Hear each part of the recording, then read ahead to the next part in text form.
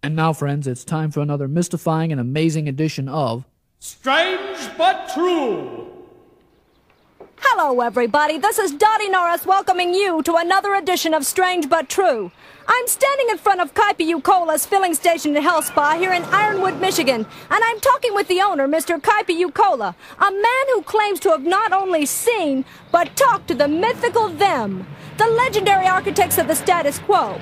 Now, Mr. Yukola, you claim to have actually seen them? Oh, that's right. Well, could you tell us about it? Oh, you betcha. It was about a month ago, and business had kind of been slow for a while on account of all the fungus growing in the pond, and nobody was wanting to go sauna, so I was just sitting here monkeying around when this big car pulls up and they get out. Uh-huh. And how many of them were there? Oh, about half a dozen. And I'm sure it was a pretty fancy car, too. No, it was an old beat-up Chevy Impala with Arizona license plates and a piece of hefty bag where one of the back windows used to be. Imagine that. No, as far as I can figure, they must have been on a vacation, because I could see a couple brand new stickers on the bumper from the Fiberglass Indian down the road in the House of Pasties over in Pelkey. Uh-huh. And how did you know it was them? Well, one of them, a big fat guy with a John Deere cap, came into my office and bought a couple of popsicles and a bag of potato chips, and he says he's one of them, and had I heard of them? I says, yeah, everybody's heard of them.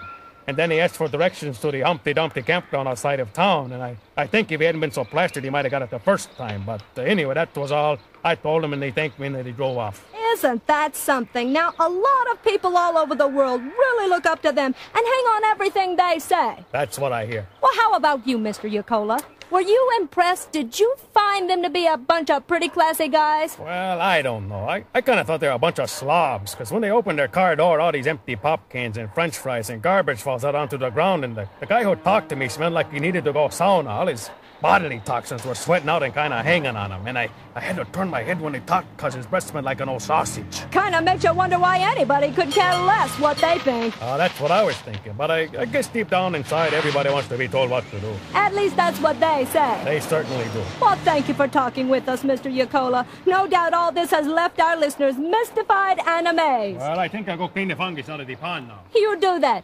This has been Dottie Norris, saying tune in next week for another mystifying and amazing edition of Strange But True.